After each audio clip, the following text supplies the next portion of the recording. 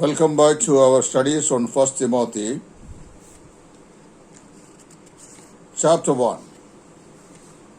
In the previous three classes that we have been going through the introductory lessons on this particular chapter, in which Apostle Paul has been encouraging young Timothy as he was ordained as a minister to the church at Ephesus. We see three different admonitions and encouragements that Paul administers here in relation to his ministry. They are actually from chapter 1 verse 1 to 11. Paul was telling to Timothy that God had entrusted him with a ministry. And from verse number 12 to 17, he also said him, God will enable him to do the work which he had entrusted him.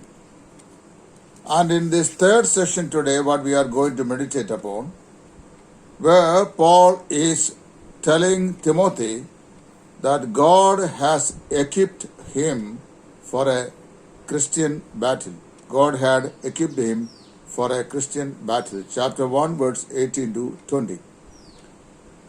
When we study the Word of God, we come to understand that the Christian life is not a playground, it's a battleground.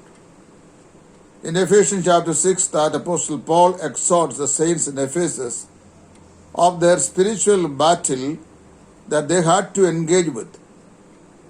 Like the Ephesian saints, each and every believer who are living in this age, this grace age, who are really born again, God has placed us in a battleground to battle against Satan and his wiles.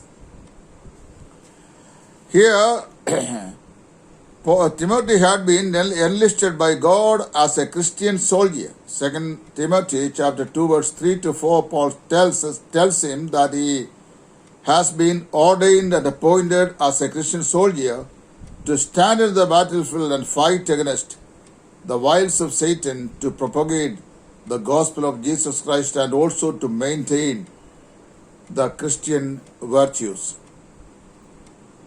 Paul reminds the young pastor of his ordination years ago. Apparently, some of the prophets in the church itself, the Holy Spirit of God had instructed them to single out Timothy and ordain him for the work for which the Holy Spirit has called him. Acts chapter 13, verse 1 to 3, 1 Timothy chapter 4, verse 14, 2 Timothy chapter 1, verse 6.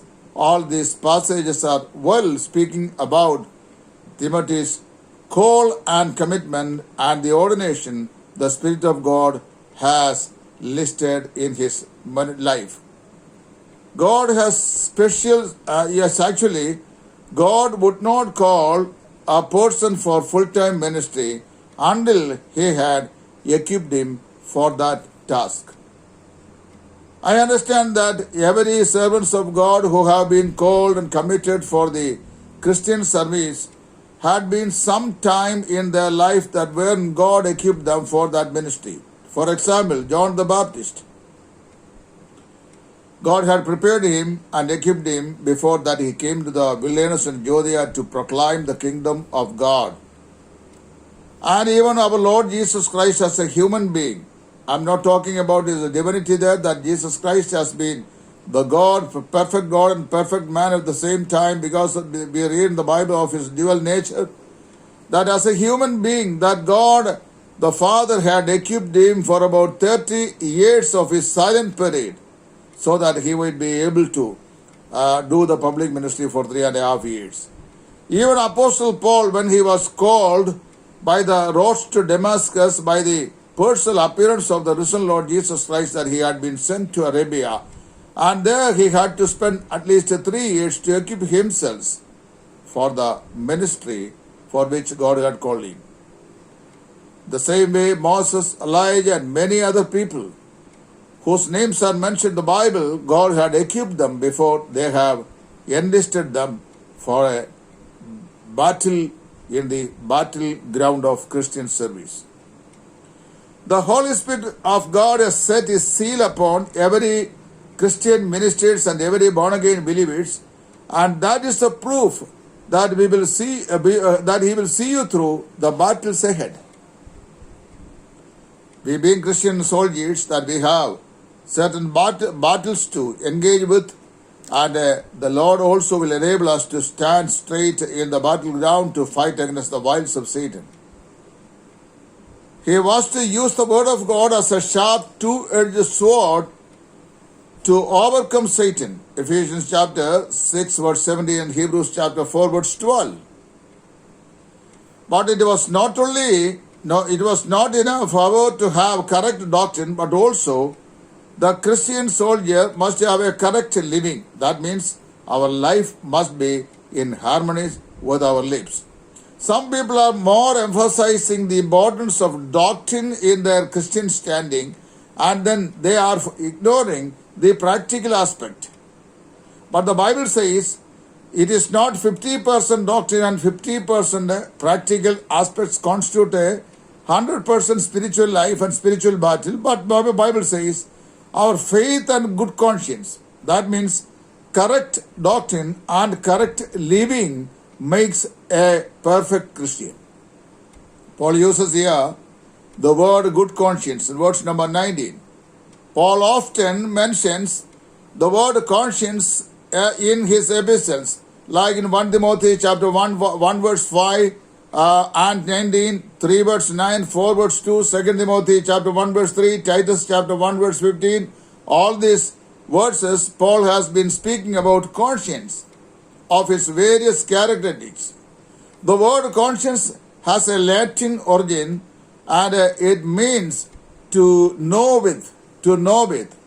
Actually, the English word conscience is coming from the Latin word, which means to know with. Conscience is that inward judge that bears witness to our actions. We can understand it easily from the word of God. Romans chapter 2 verse 15.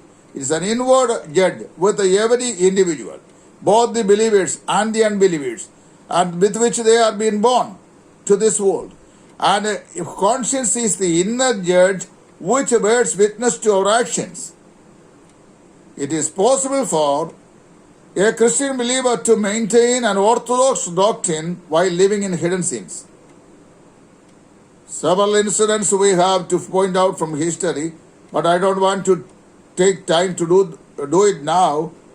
But we know it that many people, they are standing for the sound doctrine but failed in their practical Christian moral life. So it is possible for a believer to maintain orthodox doctrine at the same time living in a hidden sin. And this is the way to spiritual shipwreck. The spiritual shipwreck doesn't mean that he will lose of his salvation. He will be secured because he is born again in the family of God. But his rewards lost. His life which God intended to continue here on this world is lost, and it has not attained the final achievement. That is what the spiritual shipwrecks result in one's life. To thrust away conscience is to open the door to sin and Satan. A pure conscience becomes a defiled conscience, and ultimately it could become a seared conscience without spiritual sensitivity at all. I'll repeat that. A pure conscience becomes a defiled conscience, and ultimately could become a seared conscience without spiritual sensitivity at all. That's the reason some believers who claim or who profess that they are born again believers are in active fellowship with the church, at the same time, without the pricking of conscience, they are engaged in so many things, even accusing other brethren who are active in Lord's ministry. Paul named two men in these sessions to whom Timothy had to be careful. And these two men in Ephesus who might give Timothy trouble in the future days as he is serving the Lord as a pastor there. They are Hymenaeus in 2 Timothy chapter 2 verse 17 and Alexander, 2 Timothy chapter 4 14.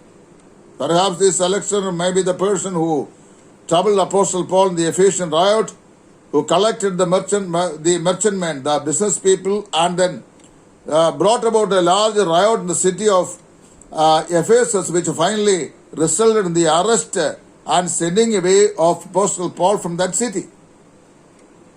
Paul wants this Timothy of these two men. These two men had been part of the Ephesian church, and Paul had disciplined them because of their blasphemy.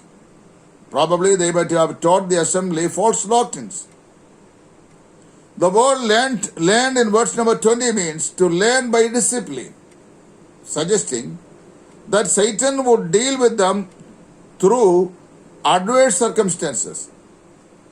Perhaps as Timothy continued in his ministry in the church at Ephesus, these two people whom already Paul had disciplined because of their blasphemy and because of their false doctrines and teachings, and they may cause troubles to young Timothy as he continues his ministry with a pure conscience. And Paul has been warning him to take care of them or be careful about them. Hymenaeus and Alexander. There are people in the churches always making frictions or causing frictions and frictions resulting in factions. And these are the men who want to bring about the false teaching and false doctrines within the congregation and drive away the saints from the sound teachings of God's word. Hymenaeus and Alexander were in that category. There would be less false doctrine today if Christians had withstood false teachers yesterday, as servant of the Lord has well stated. So when it comes to the doctrinal aspects and moral aspects, we the New Testament believers should take a strong stand to admonish the saints against these false teachers and false doctrines. Otherwise, we will fail in our Christian life.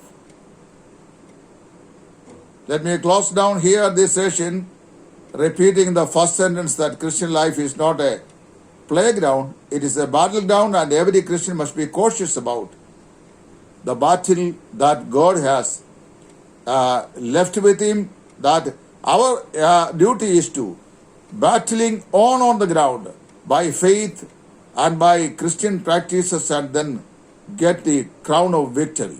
May God bless us as we continue to study this subject. And this abridged explanation of chapter 1 is ended up here, and God willing, tomorrow we will be discussing from chapter 2 of 1 Timothy. Thank you for listening to me. Once again, I express my sincere gratitude and thanks to each one of you who have listened to me this evening. May God bless you in His service. Titus from Idayarmala. Thank you.